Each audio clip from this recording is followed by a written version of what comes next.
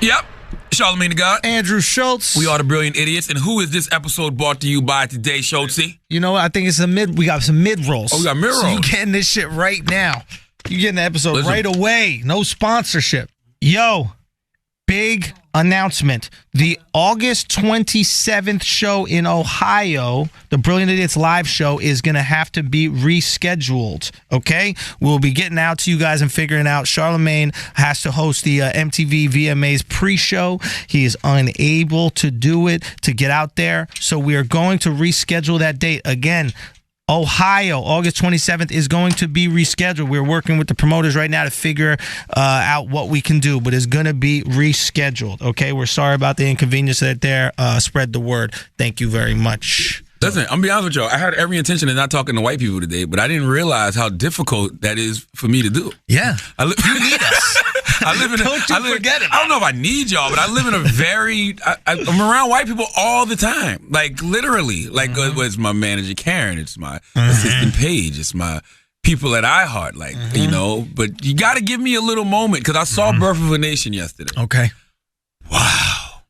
First of all, I hate slave movies. Yeah. For all the reasons of the emotions I'm feeling today. Okay, well, just come on. How do you feel about it? The only good... First of all, let's be clear. Let me preface this by saying my favorite slave movie of all time is Django. Yes. And the reason Django is my favorite slave movie of all time because Django wasn't a victim. Yeah. All right? And I don't like any movie where somebody's constantly a victim. Period. Like if it's a girl and she's getting raped and abused, we all love it when the girl finally gets the gun and shoots the motherfucker who been raping her and abusing her, right? Yes. That's what I liked about Django. All other slave movies, fucking hate them. I feel like they just show nothing but oppression, show nothing but a lot of, victims. And I think that subconsciously gets in our mind and makes us continue to be victims. Sure. You know? With you. Nat Turner, I've told y'all this for years. That is the only slave movie that I wanted to see after... And then I never saw 12 Years a Slave with a Butler, and I denounced all of that shit. And I said, if you're going to make a slave movie, make something about Nat Turner, which I never thought I would ever see, by the way. Okay. Nate Parker raised the motherfucking money, shot the movie, sold it to Fox for $17.5 million. The movie is incredible. Okay. It's exactly 2 hours fucking long.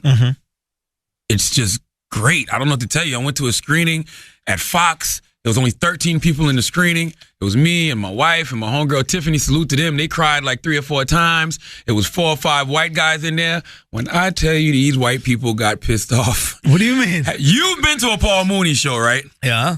This is like being at a Paul Mooney show times 100. Wait, what do you mean? This one white guy. First I thought he just had to use the bathroom. Yeah. He walks out, the door slams. I'm like, what the fuck you slamming the door for? Like this movie on. He did this shit like 4 times. At the end of the movie, right? I stand up and go, amazing. Because this is a good fucking movie. These white people like, they stormed out. I'm like, is it me? I can't believe that. Ass wax. Ask my wife. I can't believe it. Stormed out. Why would you take a stand on that film? Like, why don't you just smile and nod and then be racist later in the safety of your own home? I'm with you. And that's the conversation I wanted to have because I wanted to know what exactly made you upset. That is just because in a corporate setting, mind you. That's weird. There's only 13 people though. Doesn't matter. It's still in a corporate setting. Were they were insiders, right? I don't know who they were. I'm sure they were somebody, but I didn't know who they were. I'm sure they were somebody. You know what I mean? Probably reporters, things like that. But they were legit upset, and I wanted to know. Maybe they're upset because the movie didn't do Nat Turner justice. Maybe that's what it was. Maybe they're Nat Turner historians, and they really care about Nat Turner, and they felt like the oppression that Nat Turner went through wasn't really embodied in the film. That's true. They didn't. I mean, I've read a lot about Nat Turner. I've read Confessions of Nat Turner when I was young. They didn't show Nat Turner killing any women or children. Which is, I think if you're going to do Nat Turner, like, you really got to show. Like, Nat Turner, when he read that scripture that said anybody can get it, he really gave it to everybody. Yeah. They didn't show that in the movie, but I mean, other than that, I thought it was pretty good, like really good, actually. Yeah. So I wanted to have a conversation with them to ask them why were they upset. Me too. Like, what were you upset about? Like, I want to know, maybe you were upset because the history of America upsets you. Yeah. Which is fine. The history of America should upset us all. It should upset us that we had oppressors. It should upset us that people were oppressed. Like, that should upset us. And absolutely. It should upset you that even to this day, this shit is still going on. Like, we haven't really came much further as far as mindsets are concerned. Like, it's people that still feel that way, you know? Yeah, maybe you upset about that. I think we have come a lot further than slavery. Yeah, and you can't. But I'm just talking about the mindset. Like, it's still like if you watch that movie, there's so much parallels to what still goes on now, just mentally. Like, even I gotta see it. I haven't seen it. So I can't comment. It's great, man. I encourage everybody to go see that movie, October motherfucking 7th. I know that they're trying to. October 7th. I know they're trying to discourage everybody by, you know, dropping all of these various charges against Nate Parker. Oh, they coming at Nate Parker. First of all, that's not discouraging.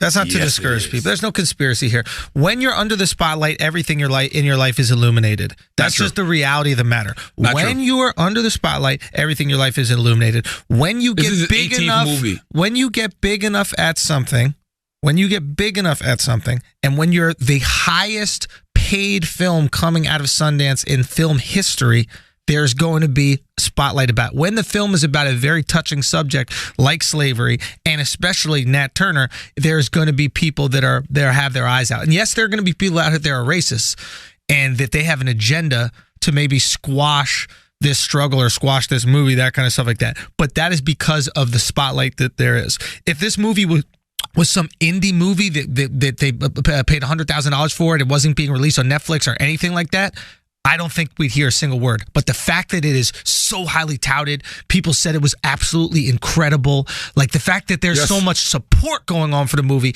I think one, brings out the haters, absolutely, but also brings out these things that are going to happen in your life. Listen, somebody's trying to discredit Nate Parker. I don't know who it is. I don't know if it's the system. I don't know if it's the Illuminati. I don't know if it's some distributor who was upset that he didn't get the film. Somebody is trying to discredit Nate Parker. We should say what it's about. Well, it's a number of things. It's 3 things, actually. Number one, first it was he got a white wife. Who gives a shit? Yeah, what's the big deal? He got a white wife and 4 kids. And this is what some black people are saying. And this is the stupidest thing to me. How can a person who's married to a white woman make a movie about oppression? So listen. If you get a white wife, you don't get oppressed? If that's the case, I need a white wife. All right?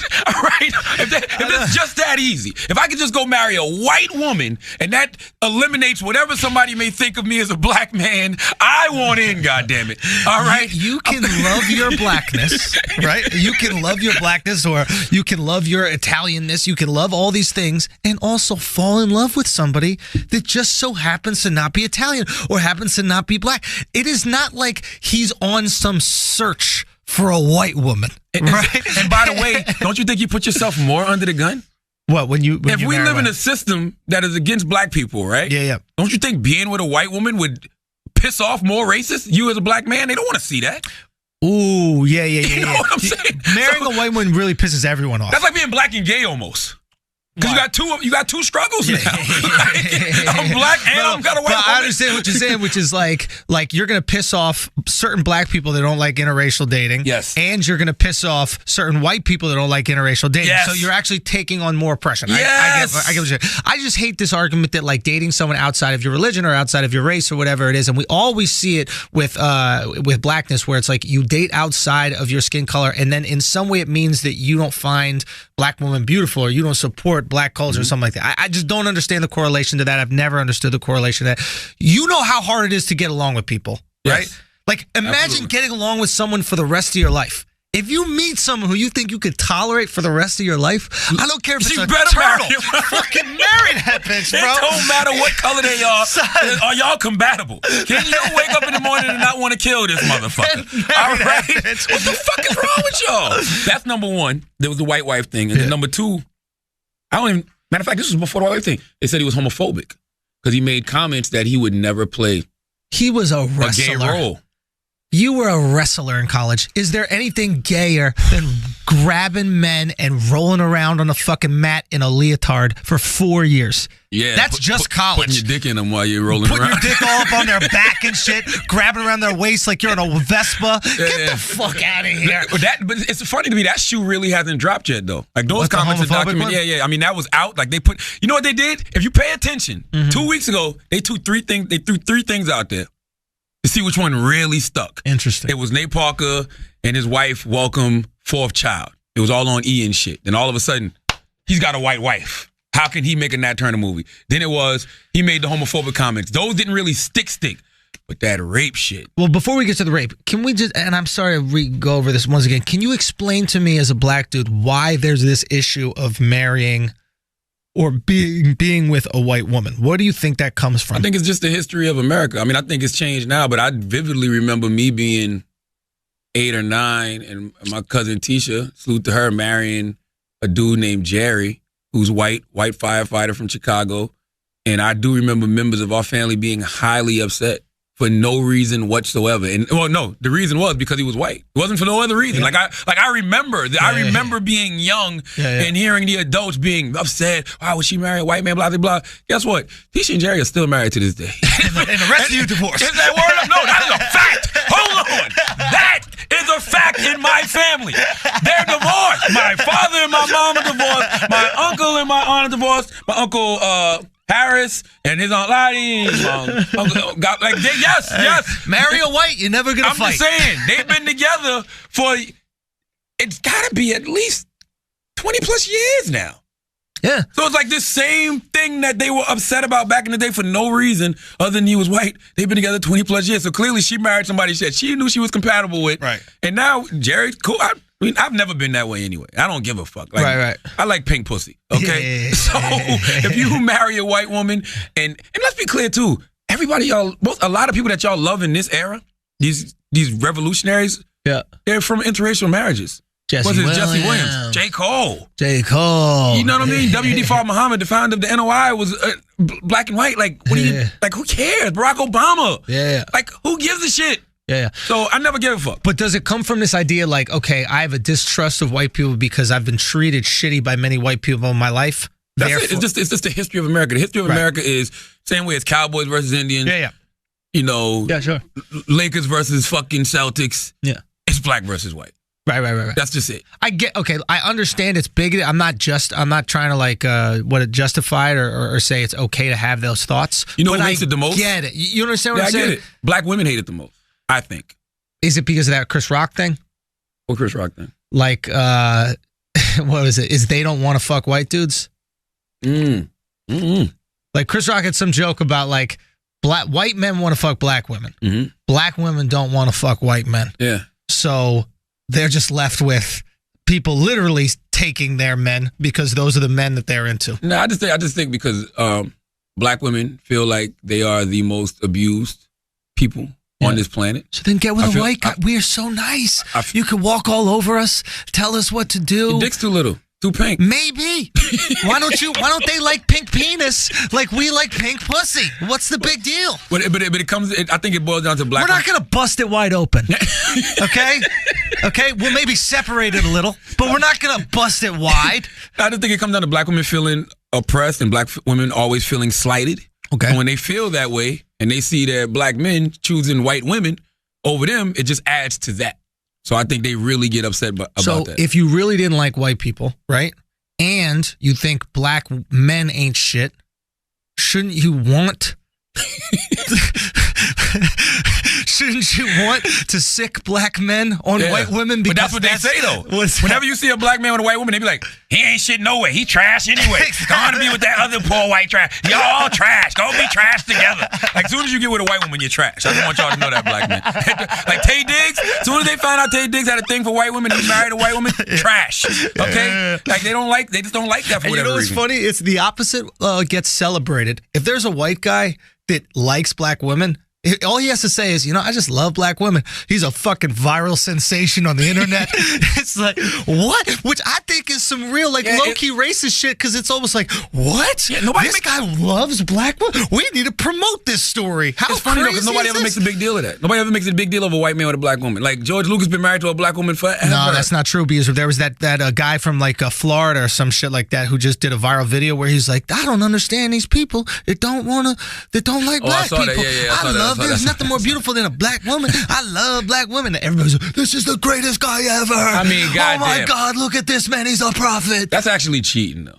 Like, I mean, you cut through and you say that black women are beautiful and black women are queens when all the other rappers are saying they bitches and hoes for years. Like, that's cheating, you're finding bro. a little white space in the market. Bro. That's cheating, bro. Like, come on, man. Like, that's cheating.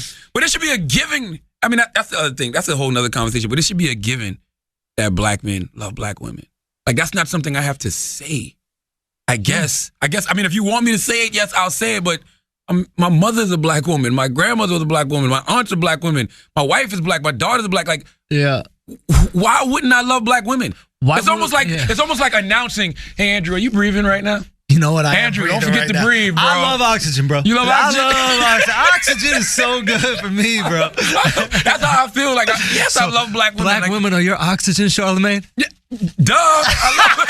like, duh. Charlamagne are black women. So if black women are oxygen, Dominican women must be your fucking ecstasy. I'm trying, I don't know if it's Deezus, because Deezus always gets on the podcast and say, I hate black women. Yeah. But I'm like, where does this come from? Charlamagne hates black women. Like, how? I know. Like, what have I done or not done that makes you think I hate black women? I think it's a testament that you don't have that much shit to knock about you. When they don't got a lot of shit to knock about you, all of a sudden you become gay. There's a gay rumor, and you don't like black women. Yeah. You have a gay rumor? Absolutely. You really black famous, bro. I had a dude do a whole video and say he was my boyfriend and that I don't catch the bus to come see him no more. Bro, you are black famous, bro. I didn't realize this. His name was Glitter Dick. That was his name online. He said his name was Glitter Dick. Oh boy. He did a whole video. But it's like, who doesn't? I love black women. Like, why do I have to announce that? How about we just like attractive women? Like, oh, that was the other thing. I did a video with Vlad TV once. Yeah. And Vlad TV asked me about a comment that Waka Flocka said. And the comment was that white girls are popping. So I go, the first thing out my mouth is, look, I love my black sisters. Love them. But Flocka's white. Right. I said, there's nothing like seeing your black dick going into some goddamn white flesh and pink pussy. But it's the truth. I'm just talking about a preference. Listen, Nat Turner was spinning in his grave when you said that shit. Jesus. Nat Turner ain't never got a chance to fuck a white woman. That's why Nat Turner. If Nat Turner would have fucked some white women, he probably would have, you know what? I'm going to kill all these men. I'm keeping this white pussy for myself, we can get along, guys. What's the reason for all this struggle? Hey, man, I'm gonna kill you white men, but I'm keeping this white pussy for myself, goddammit. All right? But my thing is, what's wrong with saying that? There's nothing wrong with saying it to people who are being reasonable. There is something, well, I think in a way it sounds like you're putting it on a pedestal. Like it's better to put your dick in white pussy than black pussy. No, I said I love my sisters. Yeah. I love them. Well, Flocka's right. White girls are popping. I'm like, yo, it's nothing like looking down. When you say there's nothing like, that's where it gets. But there is nothing like, because it's a white woman with white skin, and I'm putting my black dick in her. There's nothing like, that's a rare experience. Just like it's nothing like Disney World. There's Six Flags. Yes, but it's not Disney World. So you saying that black women are fucking action park? Okay, I'm not saying that. See, I can already see the tweets going out right now. I see the tweets right now. Charlamagne just said we like Six Flags.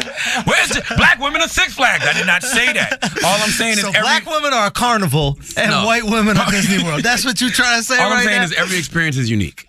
Huh? All I'm saying is every experience is unique. That's a better way to phrase it. That's it. That's a better. You can't say there's nothing like the feeling of taking my black dick and sliding some perfect white. I'm not gonna say who I was talking to yesterday, but it's a friend of ours, and they was like, man, one of the main reasons I love having sex with white women is because of the fact that 100 years ago I'd have got killed for even looking at him. Duval said that? No, it wasn't Duval. But he was like 100 years ago I would have got killed for looking at one and whistling at him.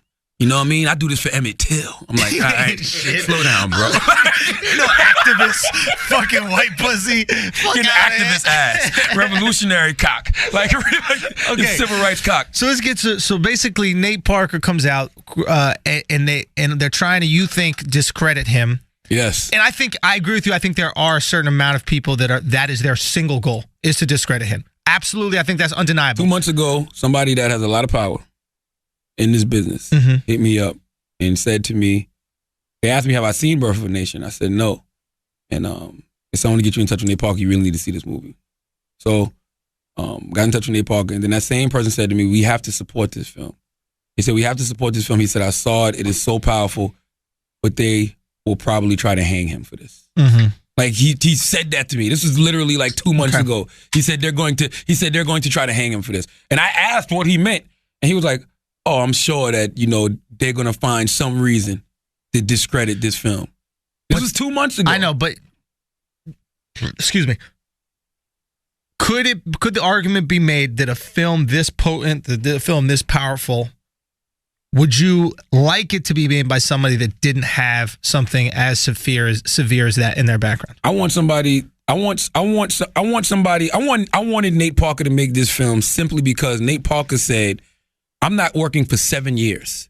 He said, I'm not going to ever work. He said, I don't want to work ever again if I'm not doing this film. He told his agents and his managers, this is what I'm devoting my life to for the next 7 years. I like people with that kind of passion. Mm-hmm. I like passion projects because passion projects are great for us, the consumer. Yeah. Like, think about how we talk about microwavable shit all the time and how people don't have no heart in things and they just throw shit out and it's like, that was whack. Marinate the meat. This motherfucker took 7 years to make this movie. Not just 7 years, raised his own money. Sure. It's a different level of hustle that I respect. I respect it. I just wish that he didn't have a rape charge in his past because I know people will use that to discredit him. Will I use it to discredit him? No. A rape charge that he was found exonerated innocent of. Now, I looked up the case files. I did a lot of research on this transcript. And you read through it. Mm-hmm. So basically what happens is in college, him and the guy who co-wrote the book, a guy named Jean Celestine. Mm-hmm. I forgot his name. They were both, that's a name. They both went to Penn State. They're both wrestling scholarships. And basically what happened is Nate had a date with this girl. They ended up going back to his apartment. He starts having sex with her. This is all alleged. Jean and another guy are waiting outside the room. Nate waves at the. We should talk to Wax about Sounds this. Sounds like a Brilliant Idiots episode. Yeah. All right. So Nate waves Celestine in. Celestine comes in. Celestine has sex with her. She wakes up in the morning. The third guy, the smart guy, goes, I'm cool on that shit, bro. Exactly. He wants nothing to do with it. He doesn't see anything. Now, the girl wakes up the next day. Now, the girl is an interesting situation. She's this, what they'll try to paint out is she's this 4.0 track star. She was also on scholarship there. Who is she? Nobody knows who he is. Is she black? Dead. Is she white? She's dead. I found that out yesterday. I didn't even believe that when I first heard it. Well, she that didn't shit sound die like recently. Birdman. I got fired. Birdman fired Charlamagne. Like, I was like, come on now, y'all reaching. She died in 2012. She committed suicide. Yep. She had tried to commit suicide a couple times prior to that. I guess. Which they're saying has to do with the rape case. Which I don't like. We don't know that. Here's the thing. Her past is kind of rough. She grew up in foster care from the age of 15. She had some stuff. But then again, she's going into college with straight A's, 4.0 GPA, and she's on the track team, so she's got things going well. Here's what I took from the case and everything I've read. I think they're both right. And let me explain this. I think she thought that she was sexually assaulted or raped, and I think they thought that they did not rape her at all.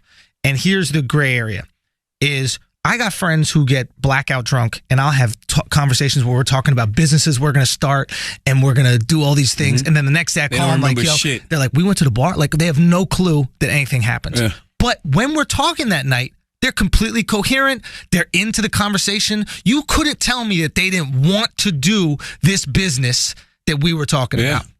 So when you are Nate Parker and Jean Celestine in this room with this girl who's actively participating in this threesome, who is maybe giving head, doing all these things to you, that's a sign of consent. You're making a lot of jumps. No, I'm not making. He's not. If you want to talk, Chris, get on the microphone. But and this is just from reading transcripts of the case, and it's also from phone conversations. Listen, and this is what Chris didn't know. Yeah, the girl called him and said, "My period's late.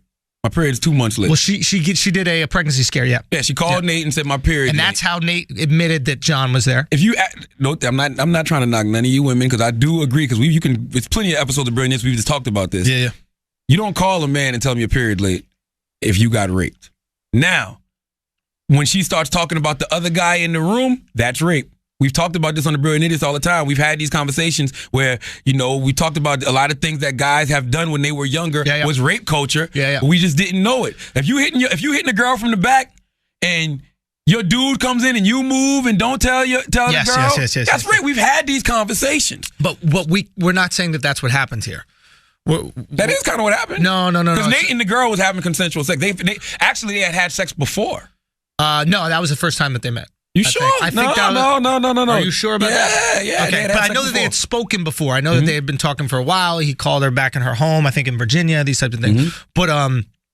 I think from my understanding, she was waived in. I think from what it seemed like that they were alluding to is that she was kind of giving maybe head to this guy. Nate said to her, you keep talking about being unconscious, but you had my dick in your mouth and you was talking, and then you was holding my man's dick. Exactly, yeah. And then they had sex the morning after, Nate and her alone, which makes me feel that Nate didn't think that he did that. If Nate, that's a great. Do you understand what I'm saying? That's an amazing point. So because if you felt like you actually raped a girl that was unconscious, I don't think you would have conscious sex with a girl. And from these transcripts, but what I'm saying is, I can understand why the girl woke up the next morning having no clue where she was. Yes. And finding that and maybe having these images of, did I have sex with both of them? Like, what happened last night? And then she goes, oh, I was raped. So that's why I say I think they're both right in what they felt. Yes. You see what I'm saying? But Nate Parker. Yeah. Nate Parker should have been exonerated. And he was. He was. The other guy who came in and got some pussy and got charged with rape and then reduced to sexual assault and had to do 6 months, he didn't even have to do 6 months. Because she didn't come to court or something. She didn't come to court. Yeah. She appealed the 6 months. She didn't want to come testify, so then they dropped the case. Yeah. But he got what he deserved too. Because I tell y'all all the time. I tell y'all this all the time. You can go back to the old podcast. Yeah. Don't have sex with drunk women. Say that again. So people don't have sex with drunk women. This is so important that people understand this. The risk when a girl is intoxicated, the risk you take when you're having sex with her. If we have a couple drinks, that's one thing. But when you know a girl is drunk, it is not worth it, because literally, it don't matter if you're drunk. Think about this. If you're drunk and she's drunk, right? We got a girl that can talk about this kind of stuff. Oh, we got a woman here. Hey, what's up, Miko? I gotta put my nipple cover. Hey, what's up, man? Miko coming here listening to the Tax Stone podcast. Salute to my guy Tax. Let's get her a chair. And Miko. We both married. I'm glad. That's it. All right. Yo, we're recording right now. Turn that shit off. Oh, shit. We on, Miko. Yeah. Oh, my bad.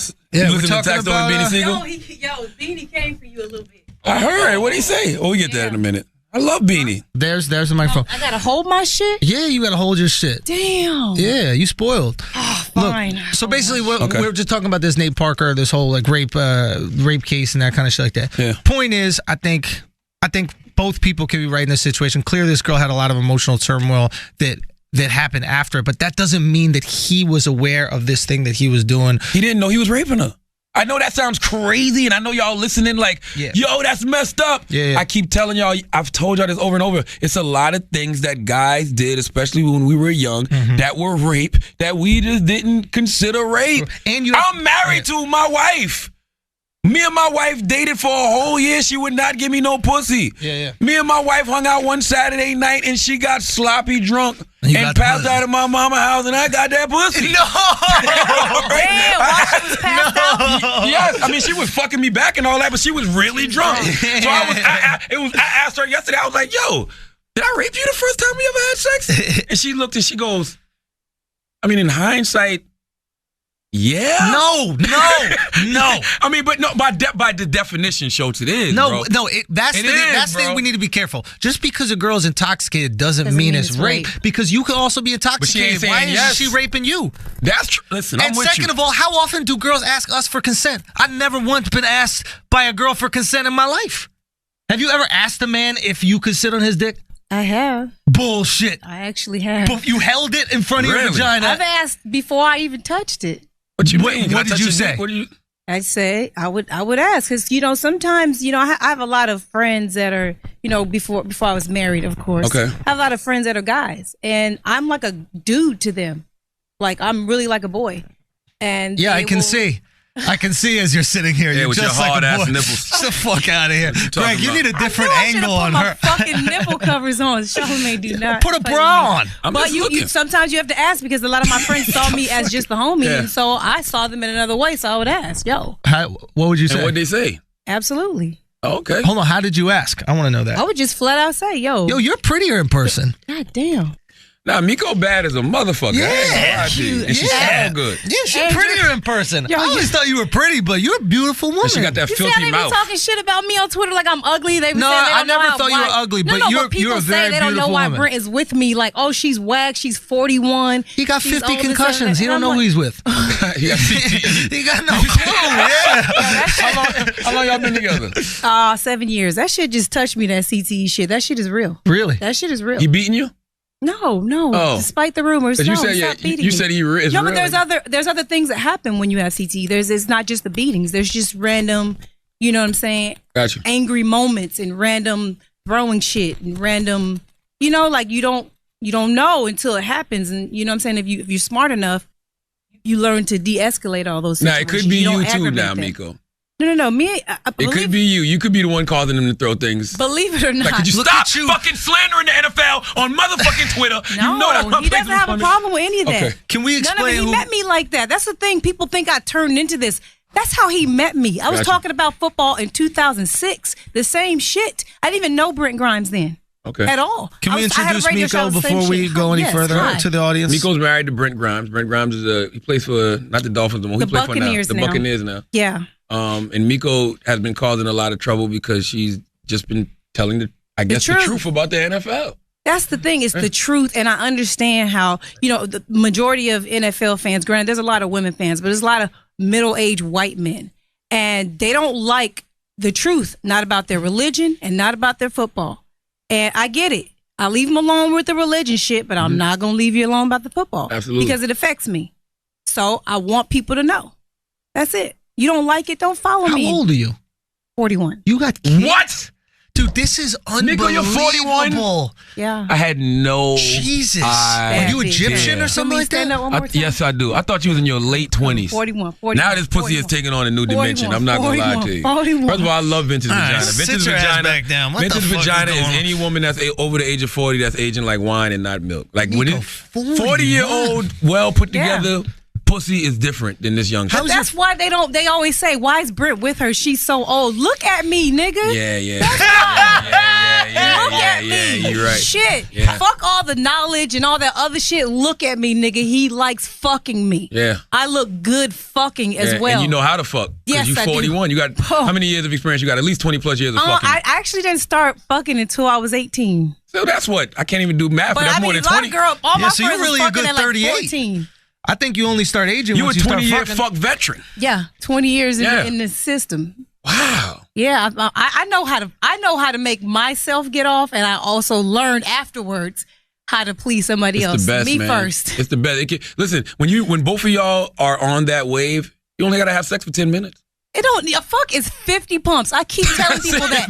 That's it's it. 50 fucking pumps. If you can't get some shit done in 50 pumps, what are we trying to prove? Wax was telling me about this young girl he was fucking the other day. Wax was like, God damn, man, she fucked me for like 4 hours. Because she young. She don't know how to she get don't off, know. She nigga. gotta get herself You know off. what I'm saying? You fuck a nice seasoned pussy, 10 minutes tops. Man, Yeah. 2 songs, all I need. 2 songs, It's a lap my dance. nigga. And if you do foreplay, you giving this girl a nice 20, 25 minutes. Now the oral is different. Now, What you mean about that? I do like a little bit of oral before I get poked. I do. You like Yeah. getting head. Yes. Me too. Okay. I don't like. I gotta eat the pussy for I fuck. I have to eat my Yeah. wife's Most pussy. real niggas do. Yeah, I gotta Yeah. make her squirt before we have sex. by The eating corny pussy. niggas is the ones that don't, that think they could put their finger in your pussy and tickle you a little That's bit. high And then school. they That's wanna, middle school. I'm not right. doing that shit. Yes. So That's- annoying. All right, look, today's episode of Brilliant Idiots is brought to you by our good friends over at Loot Crate. What is Loot Crate? It's a service that brings you collectibles, apparel, and more for your favorite pop culture franchises delivered right to your door. Right to your... Listen, you know what's really fucked up about y'all? You put fucked up words into the read so that I sound like a fucking idiot every single week. This is it. Pop culture franchise delivered right to your day every single month is what it says right there. And I was reading so well, too. I know all the fans were looking at that going, damn, he's about to get through this read. But no, I fucked it up again with my fucking public school reading abilities. Anyway, for less than $20 a month, you get 6 to 8 items that include licensed gear, unique one-of-a-kind items, and more. And there's more than just the standard Loot Crate. There's loot wear to keep your geek chic attire going. There's loot pets to bring out your pet's inner nerd. Loot Lutanime? Lutanime. Lutanime, Loot Gaming, Loot Crate DX. Yeah, take over, man. That's too much. There's a crate out there for every kind of geek, and Loot Crate has them all. August is the perfect time to explore the anti-hero, and it's okay to be a little bad when you look so good in the Lootwear anti-hero collection featuring vengeful Suicide Squad and Punisher socks. First of all, let's be clear. Suicide Squad is trash. Is it? I don't want nothing from Suicide How's Squad. the Joker? Loot Crate, you can keep that garbage. The worst Joker ever. No. Listen, man. I remember the TV Joker? Yeah. Dope. Jack Nicholson? Dope. Heath Ledger? Amazing. Yeah. This Jared Leto is garbage. Really? As the Joker. I don't care what nobody says. Suicide Squad is trash. Now, I'm going to tell you something. If you like 90s rap videos, you'll love Suicide Squad. That's all. It's loud. It's colorful. It's a lot going on. But the song is whack. Okay. Sorry. It's terrible. Well, anyway, purchase your new Loot Crate subscription by going to lootcrate.com/idiots and enter code idiots to save $3 on any new subscription. You've got until the 19th at 9 p.m. Pacific to subscribe and receive that month's crate. But when the cutoff happens, it's over. So order your Loot Crate today. That's lootcrate.com/idiots. Offer code idiots to save $3 on your new Loot Crate subscription. Okay, so you like getting some head before you. What about asshole? My booty hole is a virgin, and I saved it for my husband. And believe it or not, it's the only hole I told him I could save for him. But he don't want it. He's never touched it. What you mean he doesn't want it? I don't want that butt. He don't like butt sex. I'm with you. He won't even let me lick his butt. Nothing. I can't toss his salad. Nothing. He almost I don't mind a tongue between my ass cheeks. Now, I know you like fingers. No, I don't go that far. Charlamagne, why would you keep lying on this show? I said it's happened. Why would you keep What? lying So on you this have show? fingers in your I've ass? had a girl I finger. don't think that's gay. My wife put a finger in my I really ass. don't think Yeah, as it's long as it's gay. not a guy's. Yeah, I the don't think guy's that's hands gay. makes I've been it with my wife gay. for not the 18 finger years. going Strong in. ass finger. I've been Right? with my wife 18 years. She put a finger in my ass, but I'm not. Did you nut right when it happened? Hell no, that shit hurt like a Oh, motherfucker. no, I don't have see, that kind Tell of her not to put the thumb. No, she put her fucking index finger. I'm like, yo, chill out. I felt violated. Did she lick it first and lube it, or she just went right in? I don't even remember. That shit 'Cause just that makes happened. a difference. It Really? does, yeah. You Why, got you do experience that? with that type of shit? I've done it, yeah. So wait, You put your finger in Brent's asshole? No, he won't let me. I tried one time and he almost hit me. Was so he a I tight was end? He's not a tight end, is he? Corner. Corner, okay. He's a little guy. Okay, let's just get into the bottom of this. Have you ever had a guy ask you to put the finger? In my butt? No, in their own. Yeah. And how did they phrase that without It wasn't a sounding verbal crazy? ask. What it was is I was sucking his dick and I was like, He just pulled his legs over his head? cupping the balls during sucking is just cool. And he just moved my hand to his booty hole. Oh, no, he gay. And I was just like, oh. If you request it, you gay, bro. He That's requested the thing. You can't request It's like, yo, if you riding down the street and, a Taylor Swift song comes on or Britney Spears and you black and you start singing it. But if you call the radio station and request it, you gay, bro. like So you you gay, can't bro. request it. Like, come on, man. Like, no. Now, let's talk about Nate Park. Let's go back to that. Are we done sexually harassing No, we're going to come Nico? back to that. We got Oh, some yeah. time. Her nipples ain't going nowhere. Yeah. 41 years old? I can't believe 41. What is your background? I don't know my father. That's the way I like it. Go on. But I was told some things that he's possibly biracial, Japanese biracial descent. Okay, so you have some Asian in Your mama you. don't know who she had sex with? She won't tell me. Why? You're 41 years old. Exactly. That's the fuck I said. What Wait, the hell? she won't tell I you? didn't find out till I was 28 that my father wasn't my father. My grandmother told me before she passed away. Really? She said, you should ask your mom to tell you who your real dad Now, is. that's just foul. Why would your rude. grandma do that? Like, that can't be your That's final who act. my grandmother is, though. My grandmother's a real nigga, though. She Why? was a Why wait till she about to go to do that? Like, we was having some real nigga conversations. You know what I'm saying? And she just was telling me some shit. And, I was always the black sheep. I always felt like I didn't belong. My sisters used to tell me I was adopted because I looked different than them. And You know what I'm saying? There was a feeling in my gut about it for a long time. I just didn't have any proof until, I confronted the situation. don't tell me nothing volatile before you die, because I need you here for a little while so we can argue.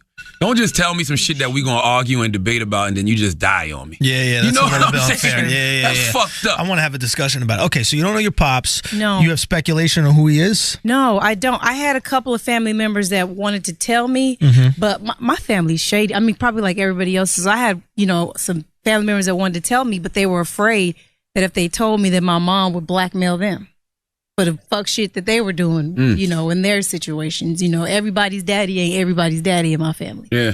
Is what I'm finding out. Oh, there's a lot of hoes in your family. Yeah, a lot of what's up hoes. with these ladies? That's why when a lot of my older relatives, my aunties and stuff, and try to come for us and say stuff about our generation, I'd be like, yo. You don't even know your fucking baby daddy is. That's what I'm saying. Like, y'all gotta chill. Don't act like just because now, you guys are trying, you're older now, you're not acting like hoes anymore. Don't act like you didn't go through the phase where you was out here wilding and shit like the rest of us. Like, You ever been drunk and got fucked? I prefer it. No, but I'm talking about like. What he's about You to went to ask college, you right? is Yes. if you've ever Okay, you're in been- college, you got drunk, you ended up fucking a dude, and you woke maybe up, got you a didn't train know. ran on you. Oh. Wake up the next morning, what do you feel? That didn't happen to me. Sorry. He's trying to ask if you got raped in a very weird way. Did you ever fuck somebody? No, I'm not asking you guys. Did you ever get drunk and then somebody fucked you and you woke up like, oh shit, I can't believe I fucked him. Fuck this guy. Yes. Would you That has consider that happened. rape? No, I wouldn't. Okay. That's just me not being responsible. So you don't think Nate Parker raped this woman? I don't know. I wasn't there, but he said he didn't do it, and he was acquitted of the charges. So who am I to continue to call him a rapist? Wow. I wish it was that easy in America. I wish it was that easy for men, because it's not that easy for men when we're accused of rape, because we're guilty until proven innocent. Yes. And then even when we're proven innocent, Yes. we're still guilty on social media. Yeah, but we're guilty of that shit too. We're guilty of purveying that shit. Like every time we bring up Kobe, you bring up that he's a rapist. Yeah. So it's like if we want to treat Nate Parker differently, then we got to treat Kobe differently. This is so funny to me. I'm glad you brought this up. We pick and choose who we slander. yeah. We pick and choose who we support. Mike Tyson, convicted of rape, actually served time for it. Tupac, convicted of rape, actually served time for it. But they're revered in our community. That shit ain't stopped nobody from buying All Eyes on Me. That shit ain't stopped nobody from ordering the goddamn Buster Douglas fight. Kobe Bryant, charged, got off. Yeah. But we love Kobe Bryant. Yes. Why all of a sudden y'all don't want to support the Nat Turner film? Because we haven't seen the film yet, and Red Tails wasn't good enough for him to get away with rape. That's really what it comes you down know to. what it is? I truly feel. That really would have come down Mike to. Pocket, Kobe's greatness was proven. Exactly.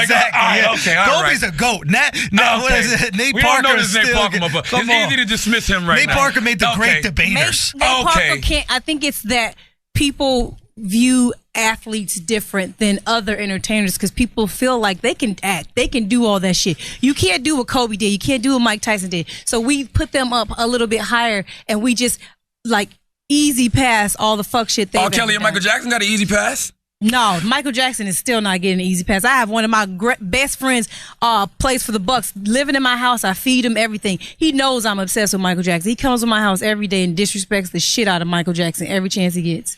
But the fact that you still love him shows that he wasn't proven guilty of anything. Why wouldn't I? Like we don't know people who got away with murder. And even if he did, just same perfect example, O.J. Simpson. I can't stand his bitch ass. I really can't. Mm-hmm. But he wasn't proven guilty of killing Nicole. So I don't like calling people something that they weren't.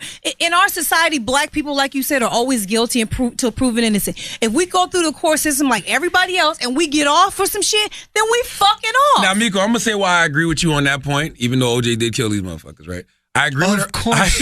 I agree with her on that point. He's not guilty. I agree with you on that point because sometimes as a community, you just got to let things go for the greater good. Yeah. And I know everybody's sitting there saying this, so are you condoning rape and this and that? No, I'm saying that Nate Parker got off. And I'm saying that this Nat Turner movie is bigger than goddamn Nate Parker. So you're saying that Nate Parker, Nat Turner? I think somebody's you doing don't know this what on you're saying Yes, right I do now. know what I'm saying. I'm saying this Nat Turner movie is bigger than Nate Parker. The movie is worth the rape. People want the movie He to didn't fail. rape her. He got found innocent. What you talking about? He got found innocent. Here's what I'm saying, just to respond to what you were saying, Miko, is if we're going to go about and say, oh, this person was found innocent, so we can't hold them accountable for those actions, then we have to do the same thing when the opposite happens, which is when we know somebody was actually innocent, which happens in the black community a lot. What happened to me when I got fucking There we arrested? go. So we know someone's absolutely innocent, but they end up getting found guilty because of a racist court system, systemic oppression, etc. Then we have to look at that the same way. How do you and go, prove innocence? Well, I guess they're guilty. Like, how do you prove innocence? Money is Like, how you you can't- prove innocence. Like, how do you really prove? How do you really prove in the court of? It's easy. I guess you can prove it in the court of law, but how do you prove it in the court of public opinion? You don't need innocence. You need forgiveness. How good are you And are we willing to forgive you? Michael Jackson was good enough to be forgiven. R. Kelly was good enough to be forgiven. R. Kelly was arguably good enough to. Kobe Bryant was definitely good. Also, with rape cases, fame plays into effect, right? We think that Kobe could fuck any girl so much that a girl who's a nanny, possibly rape her. He couldn't rape. Like we don't think he can rape. Why did he have to rape her? By the way, I feel like that about Mike, Tupac, all of them. I'm like, come on. Same thing with Bill Cosby. I'm like, really, Bill Cosby, really? You think he had to rape all of these women? Yeah, but just because we would fuck him doesn't mean that. Like, we out here like, I would give him some pussy if I had some pussy. You know what I mean? Don't mean it. That's some a girl pause. wants I'm with to. you. Just because we would fuck him. I'm with you. I just don't like the selective support that we show. Because it's literally people saying, I'm not going to see this movie. Well, that's, based off these allegations. And they're not even allegations. The allegations were already proven that he didn't do it. Like, that should be it. Yeah. Roman Polanski, motherfucking, what did he do? Drug a 13-year-old girl, had sex with her? He fucked a 15-year-old girl. And left the country to avoid fucking charges and still won an Oscar. Wasn't even here to accept it because he's out the motherfucking country and won an Oscar. Yes. The media didn't tear him down. I didn't see any other actors or actresses tearing him down. It was an interesting thing when he won it because some of the actors and actresses were like booing and not standing up, and then some. But the media didn't tear him down. But yeah, again, the media didn't tear him down. I think it's because when you don't have a face to put behind an issue, I don't think it's as simple as white and black thing, and I also think that's an older issue. And I think at the time when Roman Polanski left, it was a bigger deal, and people were coming out and do it. But we also got to look at context. Social media does heighten everything, bro. When it comes to context and age, the Rolling Stones got a song, I forget the name of the song, where they openly talk about fucking a 15-year-old girl. So does BBD. So does every rapper. So again, BBD says, what did they say? Backstage, underage, adolescent. Yo, so it's like, this is new. This 18-year-old pussy shit is new, yo. Back in the day, it is new. Nothing is new. Everything is just being exposed now. All this has been happening. It's just now people know that they can, tweet something or Instagram something or, call TMZ and they can get famous off it. They might be able to get some money off of it. Like, you know what I'm saying? Like, I think that a lot of people don't understand how big the media is and how big the attention is for certain stuff. And that's why I don't jump to believe everything I hear, because I know how people lie and I know how the media will use something. All they have to do is say sources. And a motherfucker can write anything about you. And people don't understand that there are people out here that want to stop you. I don't know. Yes. I don't know what it is. I don't know what it is with Nate Parker. It's too easy to say white people. You know what I mean? But it is some type of system in place that is trying to discredit him for whatever reason now. Racist white people. We don't know what the reason is. We just know. The movie must be really good and probably educates black people. Listen, and they probably don't want us to see it. At the end of the movie, they have text. And they talk about how, because it's a true story. First of all, I don't want nobody to think I'm giving any spoilers, because if you actually fucking read, first of all, fuck you people that say I spoiled Straight Outta Compton for y'all, because I said Eazy-E died. Like, yes, like it's a true fucking story. All right, Nat Turner's a true story, you dickheads. Passion of the Christ. Guess what happens at the end? Yes, Nat Turner gets hung. The white people killed him at the end. Whatever. So they talk about how they used his body for like tires and grease oil, and they said what they were trying to do was an erase a legacy, so the legacy didn't continue. That's the last thing they wanted, was their livestock to rebel against them. That was the whole point of Nat Turner to begin with. Nat Turner was a preacher. They used Nat Turner to keep other slaves submissive because he would go around the other plantations preaching the word, telling them to obey thy master. Yeah. And when he started seeing the conditions of other slaves and other plantations, that's what caused them to flip the fuck out. And then they raped his wife. And I don't give a fuck, you black or white. You rape a man's wife, he's going to seek vengeance, is he not? Is he not? Is he not? Some things are not forgivable. Absolutely not. Some things are not forgivable. Absolutely not. Some things you want. I didn't know that that's what he was. I didn't know he was going around. Nat Turner was an educated preacher. Like his original slave owner taught him how to read. But that's some real sellout shit. Going around and telling slaves that their life is good. Sometimes you have to do that so you don't die. No, well, kill me, bro. I ain't doing that shit. No, he really didn't. No, Nat Turner got treated good. Right. So the plantation he was on, he got treated good. His boss actually would listen to him. His boss was like one of those people that would listen to him but not give him credit. So he would tell whatever he said. Yeah. So you mean like a boss? Like a real boss. Like every boss? Yeah. So he'd be telling the boss like slaves to buy. Yeah. And the boss would be like, motherfucker, I don't know what the fuck's gotten into you lately, but shut the fuck up. Yeah, and then he go by. Hey, let me get that number two.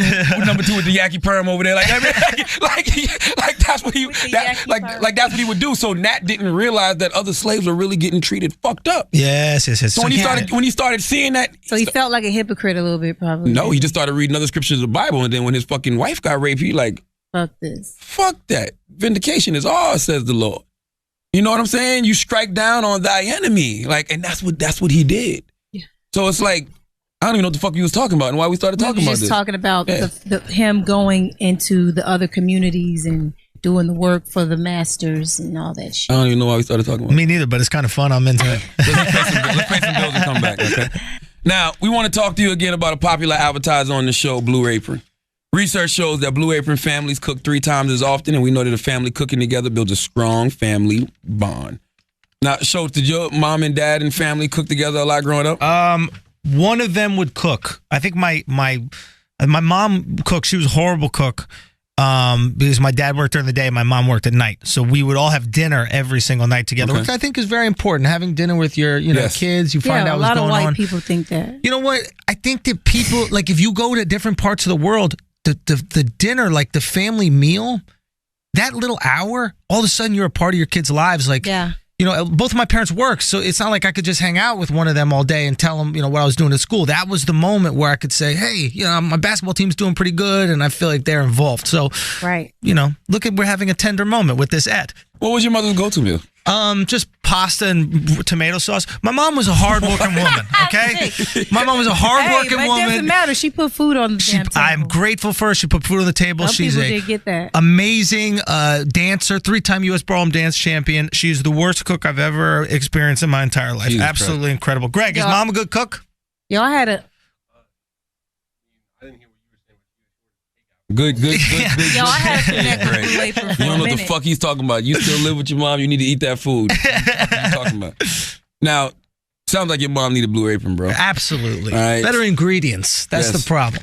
So join Blue Apron's growing community of home chefs by going to blueapron.com/idiots to get your first 3 meals free. Yes, the first 3 Blue Apron meals for free and with free shipping. You'll love how good it feels and tastes to create incredible home cooked meals with Blue Apron. So don't wait. That's blueapron.com/idiots. Blue Apron, a better way to cook. Now, Miko, what was Beanie Siegel saying about me on Taxstone Podcast? I love Beanie Siegel. That hurts my feelings. What did he say? He felt a way about, he said that, well, first of all, I don't want to be a snitch or nothing like that. You can listen to it yourself. You're not snitching. He basically was saying something about tax could be bigger than the Breakfast Club. And the reason was because real niggas respected him. And he said that, I might take it out of context a little bit, but it was something to the effect that the way you did Lil Mama, you had her crying on the show, but when other niggas come on the show and come for you, like you didn't come for them the way you came for her, and she's a female, and there should have been a certain amount of respect for her, and it was some shit like that. First of all, Little Mama was 6 years ago. That's number one, and I keep telling people this over and over, and I'm glad Little Mama actually did an interview about it herself, and she's been back to the Breakfast Club since.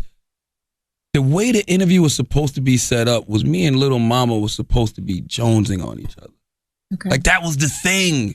Like yo, Charlamagne makes jokes about you. Little Mama like, hey, we can snap back and forth. That was the thing. We were supposed to be jonesing on each other. And she lost. So that's it. So I had jokes ready. Now, she said herself, I didn't make her cry. If you watch the interview, she started crying when motherfucking Angela Yee brought up her deceased mother. Her mother had just passed. Maybe I don't think she was there for 6-7 months. Did you crack on her mom? Okay, so then it wasn't your fault. No, what do you mean, come on? I can absolutely see you crack on her mom. I would never crack on somebody's deceased mom. No, you might not have known she died. Like, I'll crack on, like this happens to me all the time. I'll crack on somebody's mom or something, and they'll say she died, and I'll just be like, yo, bad.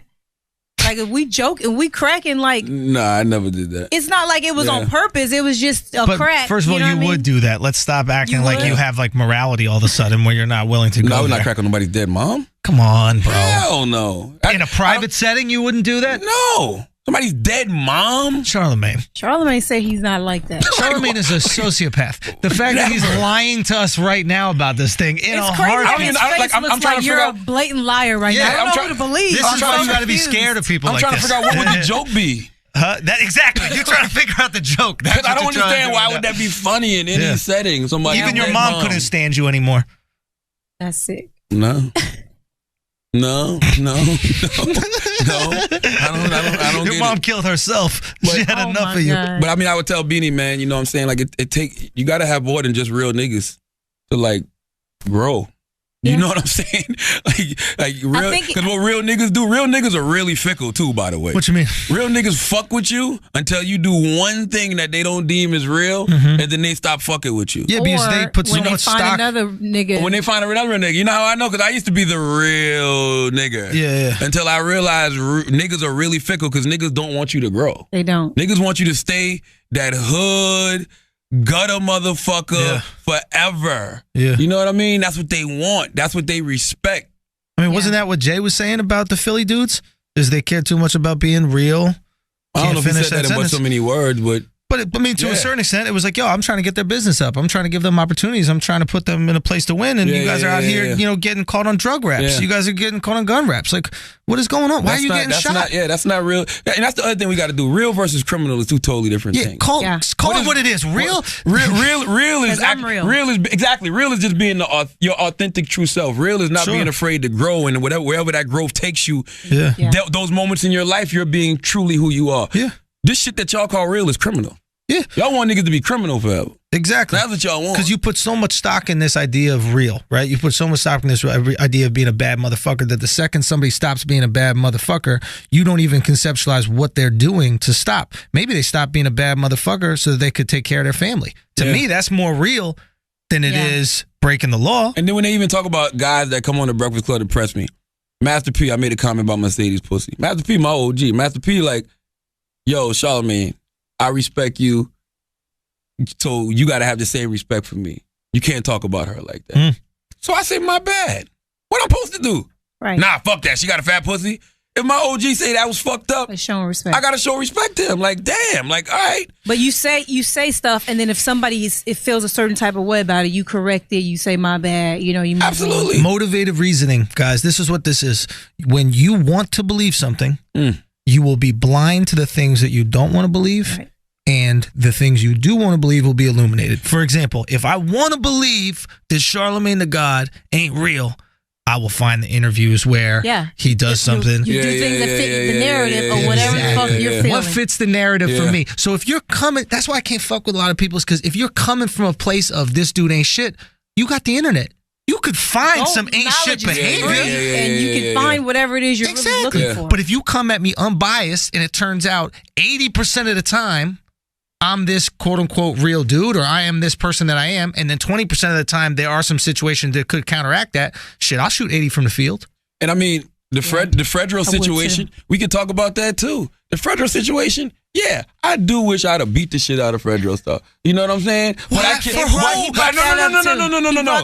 No, but I can't verbally provoke Fredro. You have other things. I need listen. The rules are clear and written when it comes to the Breakfast Club. You don't got to explain how the sausage is made, bro. I know, but I'm just talking about with iHeart. Okay. Don't explain how the sausage is made. All I'm saying is a person has to hit me in order for me to be totally clean. You can't verbally provoke a person to do something. I can critique you on your music, and if you decide to slug me, then cool, we fight. Yeah. But I can't be saying, you pussy, you ain't gonna do shit. You can't provoke him and then you're fired. Like, what the fuck are y'all talking about?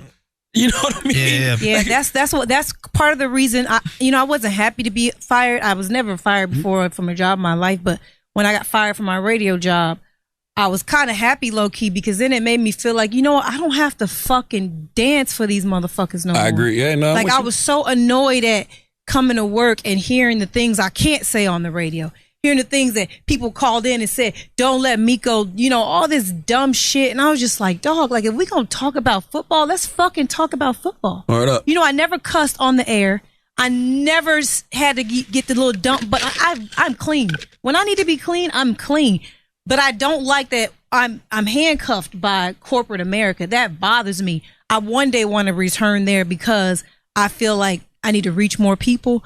But I like my podcast and shit because I really could smack the shit out of somebody. There's nobody that can fire me. Now, see, I understand what you're saying, but I don't think it's handcuffs with iHeart. It's just legalities. Like, you're going to have to deal with this legal shit. So in order to be clean legally, this is what you have to do. And then plus, when you end the interview like Fredro, and Fredro goes, that's gonna get mad hits on World Star. You already know. You already know this shit is some bullshit. You already know. You know what I mean? At the end of the interview, we dapping each other up like it's corny ass entertainment motherfucking shit. Like that shit is weak. It's whack. It's not even worth slapping a motherfucker over. Yeah. But Beanie's entitled to his opinion. I don't know. Something. I got fired for a Beanie Siegel interview. So let me ask you this question: Am I more of a real nigga or not a real nigga? Because I reached out to Beanie Siegel the night after he put out the Jay-Z diss record. Yeah. I'm on in Philly. I'm like, yo, I gotta get Beanie on. Right? Yeah. I record Beanie Siegel, play the interview back. Now, mind you, when I text my boss and I said, yo, we just interviewed Beanie about the Jay diss, my boss goes, yo, I don't know if I would do that. Like, why not? Because it's Jay-Z. Like, what relationship would you rather have, Beanie Siegel or Jay-Z? And I'm like, neither. I don't care about either. This is a great story that's going on in hip hop right now. Yeah. So I aired a Beanie Siegel back on a Friday, right? Yeah. Jay-Z comments on it that weekend. Monday morning, I play the interview again. I get fired that Monday afternoon. So am I a real nigga because I said fuck it and put Beanie Siegel on the air going at Jay-Z? Yeah. And what did it get you? And now you're a fired real nigga. I just want to know, like, you're now a fired real nigga. I would like to know, and I can't say real, real whatever. That's crazy that you can't say nigga. That's crazy. It's not worth it. Don't do it, Schultz. It's not. I'm not gonna. You know, every week they tweet. They say Schultz said nigga, and I'm like, when did if you ever around me and there's no microphone, you can say nigga around me. Honestly, I have no interest in saying it. There's only one instance where I want to say it, and that's when somebody says something real stupid, and then you want to say nigga, please, without the please. Like nigga, it's just what? where you squint your eyes and turn your head to the side. Yeah. That's a good one for it.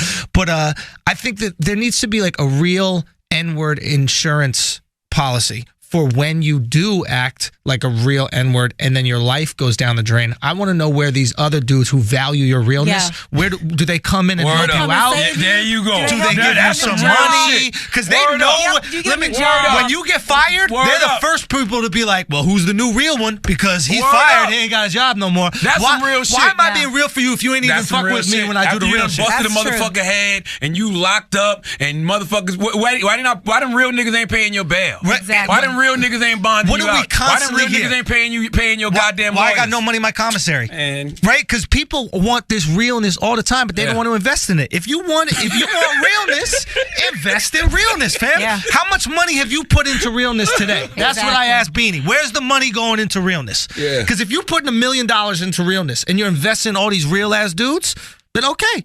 Then it's worth it for me to maybe take those risks.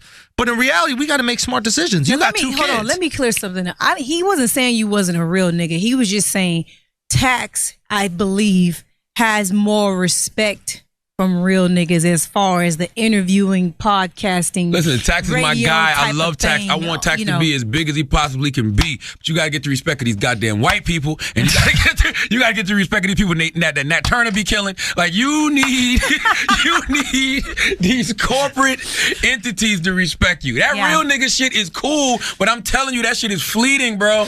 This makes me sad. Fleeting. Man. It is. This is what keeps motherfuckers from not growing. And not I want Tax to grow.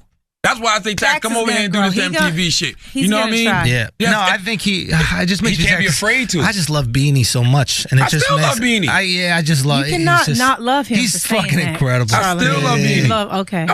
Listen, I will have this conversation with Beanie Siegel when the time he's still happens. Here.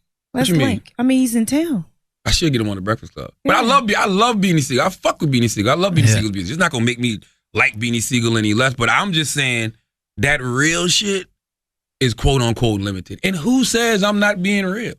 You just say that's what I'm saying. Don't I don't want y'all to miss. I never said. He said you don't like black women. Listen, okay, he said Charlamagne does not like black women. Black? Very, very. She got 4 dreads right now. That's how black she is.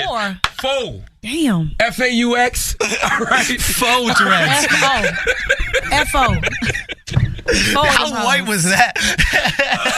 But I'd like to have a conversation with Beanie. But it's just interesting. And it wasn't like a 20-minute dialogue. It was a solid 3.5 minutes. This is the Charlamagne knock that I've noticed. I just want to point this out. When you want to knock something about Charlamagne, because Joe tried to pull the same shit. No, Joe said I was a puppet. Well, no, but he also said that you didn't come at certain people as hard, and when people come, that's his. That's on him. But what I'm saying is, I'm finding a pattern here, right? With the anti-Charlemagne folk, the comment is always the same. So to me, that says if you guys all have the same reason for not liking Charlemagne, then you really don't like Charlemagne. You're looking for proof as to why you don't like him because you all have the same reason. Because if I don't like pecans, I might not like it because of the texture. If I don't like this band, I might not like the sound of the music. But if everybody that doesn't like a band doesn't like it for the same thing, and you can try and bro. It's a little extra. Exactly. Like what's going on? And another thing, people may feel about something. People feel a way about something, and I may not feel that way. You know what I'm saying? Yeah. If I like Vic Mensa, I'm not going to shit on Vic Mensa. But if you don't like Vic Mensa, you'll be tweeting me saying, why you ain't going on Vic Mensa? Why would I? Because they have an issue. You know what I'm saying? Like right now, everybody always wants me to go in on these new young rappers, whether it's the Little Yachties or the 21 Savages, and they're like, yo, these motherfuckers ain't real hip-hop. One thing I noticed, most of these motherfuckers is my age or older. They're the guys that still wear jean shorts with Timberlands. So they still... Bangs brought that up, too. They love that type shit. What? The rappers today, and they not nothing compared to the other rappers because he brought up Biggie and Pac and the albums they had out in their early 20s and the shit that they was spitting about and all that. Listen, and he was saying that the young guys today talk about corny shit like... I agree with him on that because I'm from that era. But guess what? My daddy thought that the shit I was listening to was corny. Yeah. My daddy thought Snoop Dogg was corny. He was like, this motherfucker out here talking about killing all these motherfuckers and doing all these, smoking all this goddamn weed. Eras, yeah. He was like, this Dr. Dre said, what the fuck is this? Fucking weed playing on the front of the CD? Yeah. He hated Method Man and Redman. It was the same exact shit. Now guess what we sound like? The old motherfucking we old men. Give these young niggas a chance to grow. Yo, and further, Beanie didn't always think that way. You're right. Beanie was out here talking about shooting motherfuckers 100 mile per hour. What are you talking about? Fucking niggas up. Like, stop acting like we were all so conscious. We weren't. Yeah. You was the street nigga, Beanie. Yeah. He's still listening to me. It's the reason Taxstone sat there and talked to you for 3 hours. Because he's a street nigga too. Yeah. And they were mirroring each other. They mirrored each other. I didn't even get, I'm going to tell you, it's 3 hours. I think I was about 2 hours, 15 minutes in. I was deep. I was involved. Yeah. The shit was dope. It really sounded like Tax interviewing himself, low-key. Like a nigga that instead of going this way, went this way with his music. You know what I mean? Like Tax, I don't think he was ever a rapper or no shit like that. But you could tell they literally grew up the exact same way. And one went this way and one went music. They both ended up in jail. And now, you know what I'm saying? They're back. Shout out to the real. Talking about, the shit that they went through. Like, I didn't grow up like that. You know what I mean? So I grew up in LA. It's a different type of hood, different type of shit. Same struggle, but that's why I think I like Tax because he talks about like an East Coast type of hood shit that I'd never There's a voyeuristic quality. Yeah. You like looking and peering in on somebody's life, It's like watching porn. It's like you're watching people fuck. Yeah, see, I don't really like porn. All right, fair. I grew up that way, but I learned early.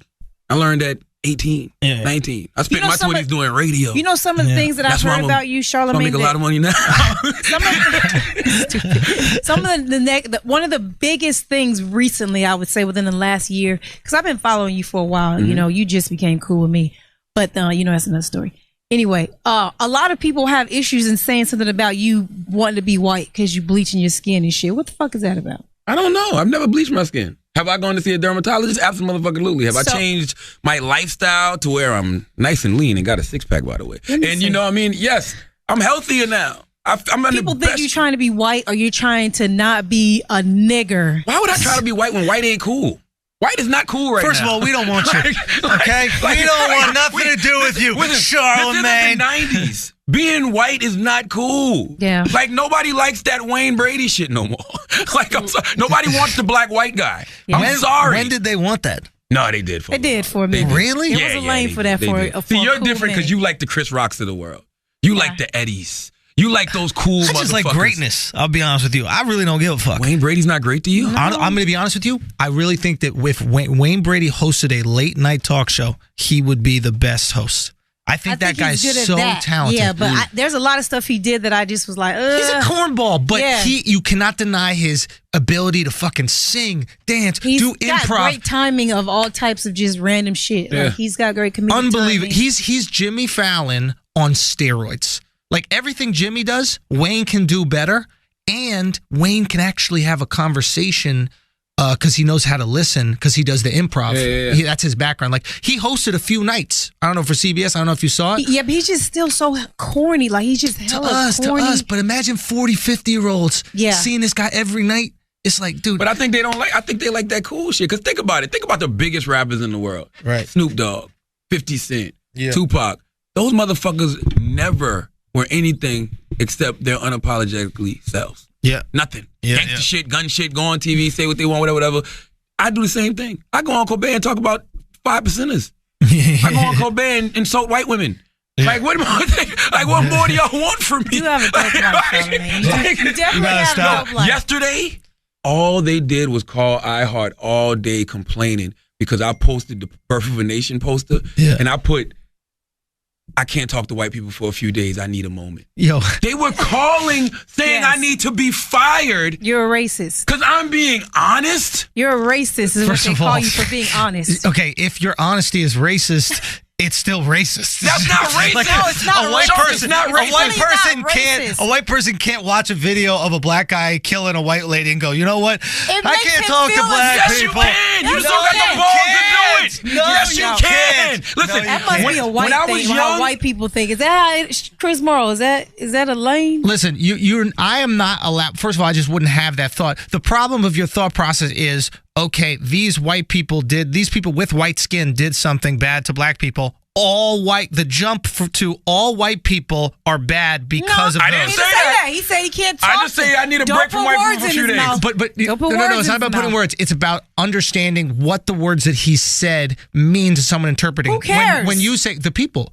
So you say this, right? When you say, I know what you meant, and I took it in jest. And I'm going to give a story to relate to it real quick, which is, but when you say, I can't talk to white people now, it implies that you have a feeling about all white people because of the actions of these few. Now, I took it as sarcasm.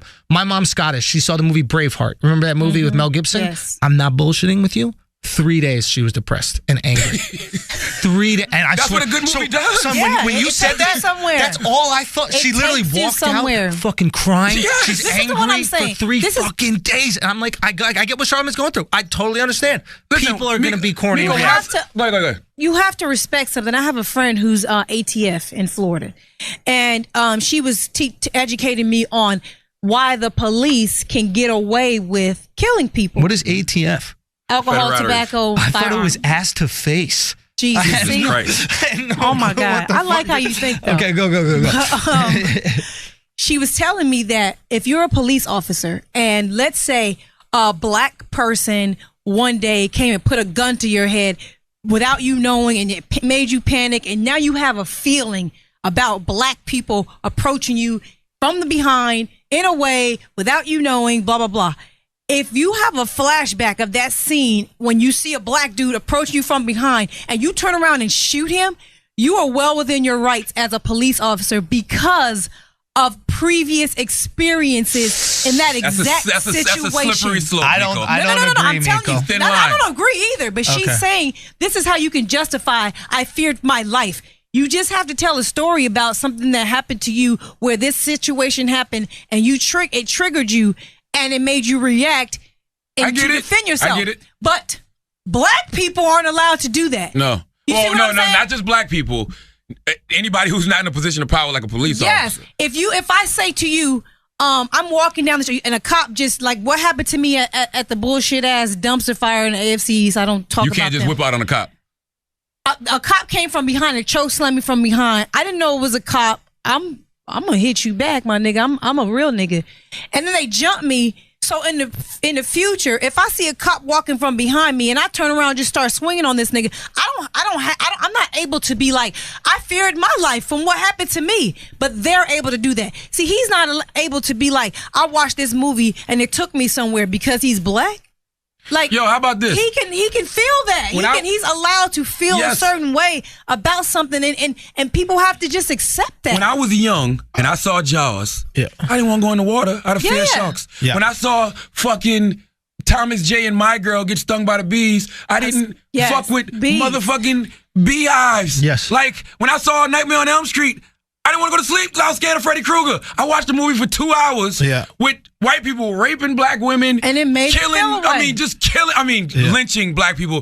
This one dude took a chisel. Don't tell us everything. You're right. But I'm like, how can you not watch this and as a black man be like, react? Yo, white people was really fucked up at one point in this country. And believe it or not. And it's like, yo, it does make you feel like, I just need a break from white people for a second. Most and you have that right. sane white people understand where you're going through. I think that you have a certain faction of white people that are, again, looking to take you down. Right? I agree with that. And they wait for everything you say. They do it to me. And I give them opportunity every morning. I say, how am I going to give these people another opportunity to hate me? I do that on purpose, honestly, because I want people to realize there's nothing that you're going to scare me out of or into not being myself. If I want to say some shit on social media, everybody else gets to say what the fuck they want on social media. Why the fuck can't I? Because you put me somewhere and you feel like I'm a role model and you done gave me a platform that I didn't ask for. So now I got to stand on this platform and be perfect for you every day on social media. Get the fuck out of here. And you know I'm what? going to be myself. That's right. And you can't be afraid to be that. We're afraid to be that. If you shows get attacked by a group of black guys. And you see, no. How about this? You go see the Nat Turner movie, right? Yeah. And you get on Twitter and you go, man, P.S.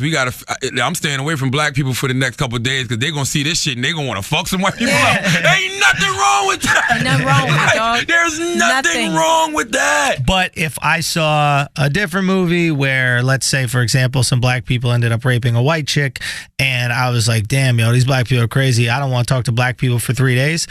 People would look at that and they go, Schultz, are you really taking what happened in this movie and applying it to all black people? That's unfair to black people. No, I'm not, but I have a feeling about it. It made me feel a way.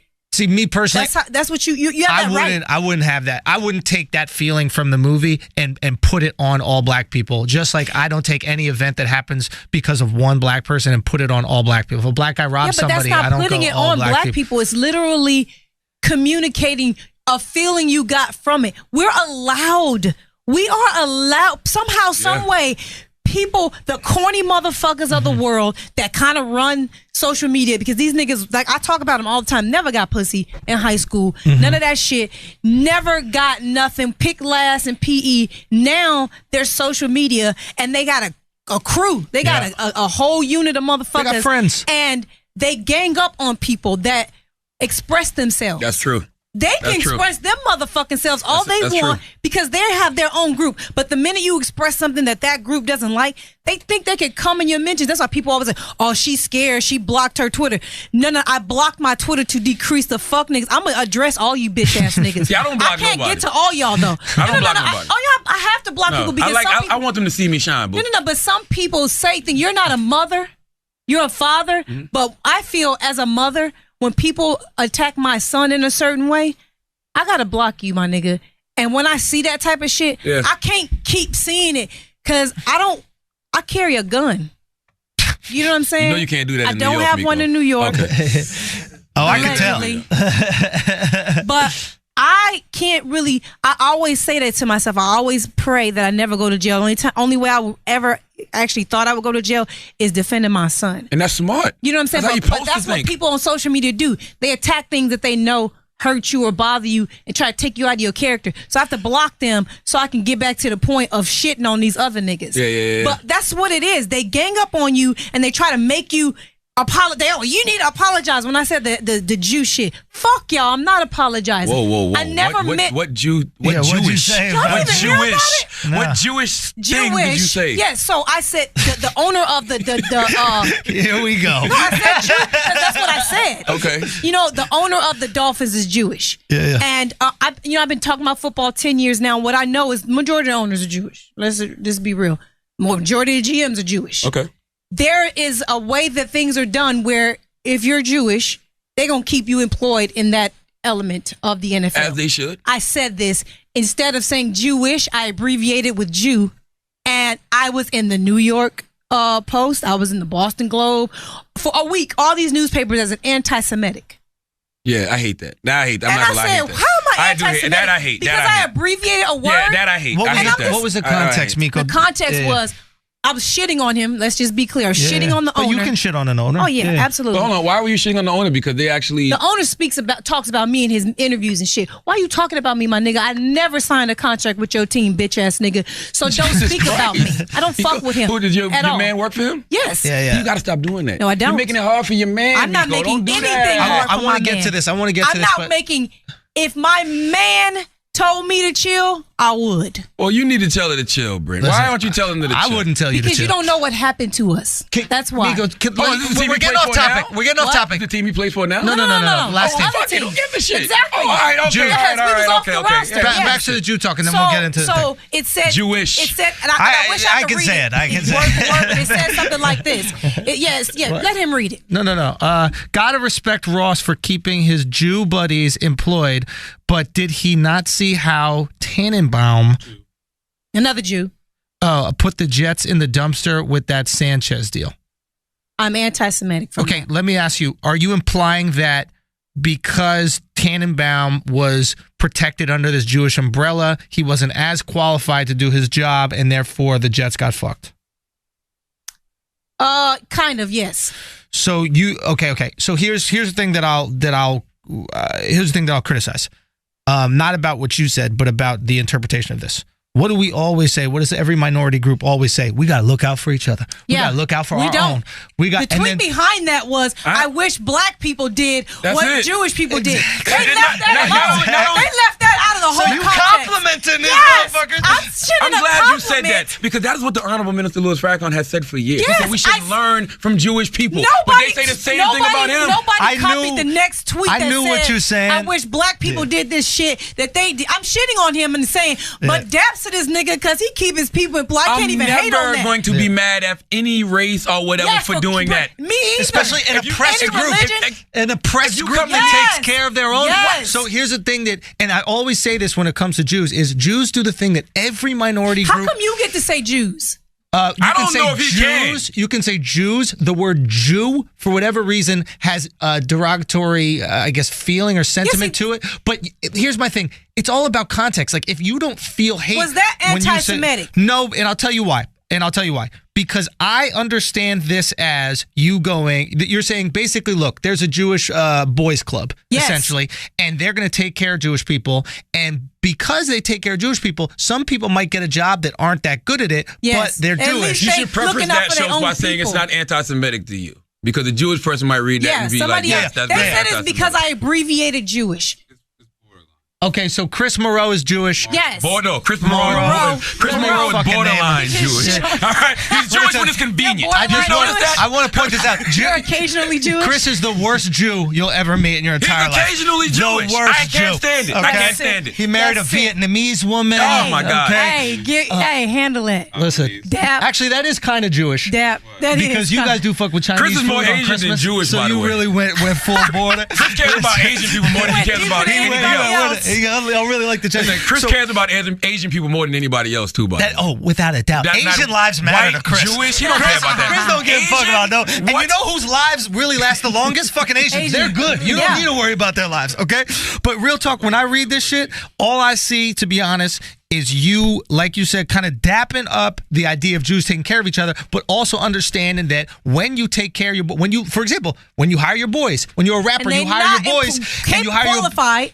You still hire him because you trying to help him and educate him and teach him. That's what they do. You goddamn it was a compliment, and I was called anti-Semitic for it. But you got to be careful with, if you didn't say Jew, if you said... That's what I found out. You got to respect Ross for keeping his Jewish, if you said brethren. Buddies is a little... People are so silly. Yes. You see what I'm saying? They're going to look for how you're going to be racist, or you're going to look for how you're going to be anti-Semitic. Yes. We have a whole group of people out here that I have coined race reachers.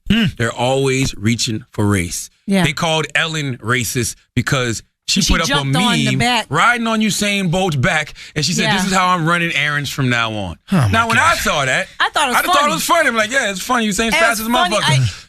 She had to put out another tweet saying, I apologize. I'm fully aware of racism. I would never mean like that. Never get that from I'm like, me. fuck y'all. They I would put out, you know what I never. did today? I put out a meme today of me riding on Michael Phelps' back. And I said, this is how I'm hitting the waves for the rest of my life, goddamn. Like, that shit was so stupid to me. People just want to reach and want to That's a make you reach.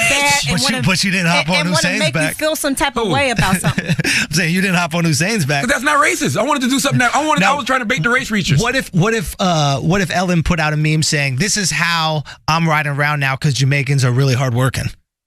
Listen, what if we put a picture of Welvin, A-Town up and put I'm so special. My God. I'm so special. Oh my God. I asked a reporter if he was slow. And a whole bunch of this group of people that come at you. I refuse to believe that they got a hive. They got a hive, dog. There's no, are you making fun of mentally challenged people? I said, no, I'm making fun of this corny motherfucker because he's saying shit that make me think he really might be slow. Like, what are you talking about? Why would I make fun of people like that? Why can't you call someone retarded if they're acting retarded? If you're acting fucking retarded and I ask you if you're retarded, why y'all coming for me? I was like, yo, I will slander all y'all. I got a group of fat people came for me one time because a fat nigga hit me up and talked some shit to me. And when I say nigga, I don't mean black person. I just mean anybody. Fuck these fat. Listen, I fat shame like a motherfucker. Yo, that came Lose from me. some goddamn weight, Fat people goddamn. came for me because the nigga the nigga tried to say something. He was like, I bet your IQ is, he tried to make fun of me. And I said, I bet your BMI is blah, blah, blah. He had a crew of fat people coming for me. And I said, fuck all you fat motherfuckers. All y'all need to have a plant-based diet. Yes. You need to figure out the difference between complex carbohydrates and simple. Yes. You need to educate yourself on food. I understand people have medical conditions that cause them to be overweight, but you motherfuckers, I have scanned your Instagrams. All y'all eat terribly, so I'm going to talk shit about you. Goddamn right. Listen, I fat shame like a motherfucker. I don't care because I want you to lose weight. You know why? Because you're gonna die if you don't. Unhealthy. Die to die. Like it's unhealthy. unhealthy. Like I'm not doing this to try to clown you and tease you because of aesthetics. I'm doing this because you could have a heart attack. You could have high cholesterol. You could fucking die, you fat fuck. And when I'm on a plane, I don't want to sit by you. That's not prejudice. I just don't want to sit by a fat motherfucker, yo. And they all be on your arm. You know what's annoying about planes? They put that one armrest, and then you got to figure out whose it is. And then so it's a big person, then they all on you in your side. I got lots of space, but I sit Indian style in my seat on the airplane. Listen, you can be. And I can't if it's a big person next to me. I really can't. You can be whatever you want to be in this world. We all have the right to pick and choose whatever we want to be. But when it starts to become an inconvenience to other people, that's when you got to chill the fuck out. Like you being gay is not an inconvenience. Me being black is not an inconvenience. You being a woman is not an inconvenience. You being fat is an inconvenience, and you can change it. You weren't born this way. All right? We were all born 8 pounds, a few ounces. You chose to get to this motherfucking size. I was born black. You was born a woman. Some people are born gay, which I believe. Why you pointing at me for being gay? With the gay shit. Why you pointing at me with the gay let shit, me find son? out. Don't get the fuck out of here. You weren't Let born me fat. find out. No. Okay. I'm going to leave y'all to it because I have a meeting with some very important Jewish people. And they love me and they think I'm real. All right? And I'm going to continue to make my life live like it's golden. For sure. Okay? Well, let's wrap it up. Yeah, we can wrap it up. Yeah, you're going to have to have me back another time. We would love to when you back in town. I was cheated a little bit. Yeah, when you back in town, Miko.